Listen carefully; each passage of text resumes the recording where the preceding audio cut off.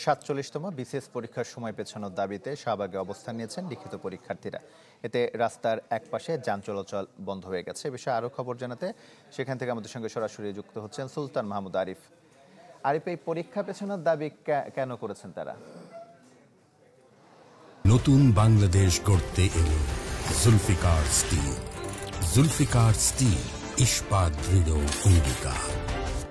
তমাল মূলত লিখিত পরীক্ষা পেছানোর দাবিতে তারা এই আন্দোলনটি করছেন। ২৭শে নভেম্বর ৪৭তম বিসিএস পরীক্ষার্থী যারা রয়েছেন তাদের যে পরীক্ষার ডেট দেওয়া হয়েছে সেটি যেন পেছানো হয়, সেই দাবিতে মূলত তাদের আজকের এই আন্দোলন। এর আগেও বেশ কয়েকবার তারা শাহবাগ সহ বিভিন্ন জায়গায় যেন সময় পেছানো হয় সেই দাবিতে তারা আন্দোলন করেছেন।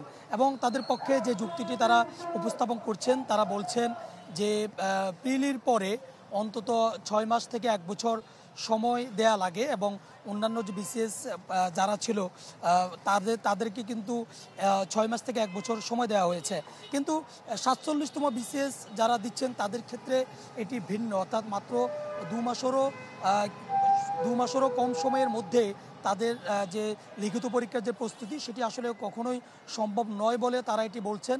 এবং এর জন্য তারা পিএসসিতেও গিয়েছেন এবং সেখানকার চেয়ারম্যানের সাথেও তারা দেখা করেছেন, তারা স্মারকলিপি দিয়েছেন এবং তাদের এটিকে আসলে কোনো ক্রমেই তাদের দাবি মানা হচ্ছে না বিধায় তারা আজকে রাস্তায় নেমেছেন এবং বিভিন্ন জায়গা থেকে, রাজধানীর বিভিন্ন জায়গা থেকে তারা মিছিল নিয়ে মূলত এখানে একত্রিত হয়েছেন এবং এরপরই তাদেরকে পুলিশ শাহবাগ থানার সামনে ব্যারিকেড দিয়ে তাদেরকে আটকে দেন এবং তারা বলছেন যে যতক্ষণ পর্যন্ত না তাদের দাবি পূরণ করানো হবে এবং সরকারের পক্ষ থেকে কোনোরকম আসলে যে লিখিত পরীক্ষার তারিখ পরিবর্তন করে আরও পিছিয়ে কোনোরকম প্রজ্ঞাপন জারি করানো হবে, ততক্ষণ পর্যন্ত তারা তাদের এই আন্দোলন চালিয়ে যাবে। তাদের প্রতিনিধি দল সচিবালয়ে রয়েছেন, সে পর্যন্ত তারা অপেক্ষা করবেন। তমাল।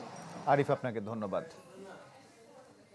রাজধানী শাহবাগ থেকে আমাদের সঙ্গে যুক্ত হয়েছিলেন সুলতান মাহমুদ আরিফ।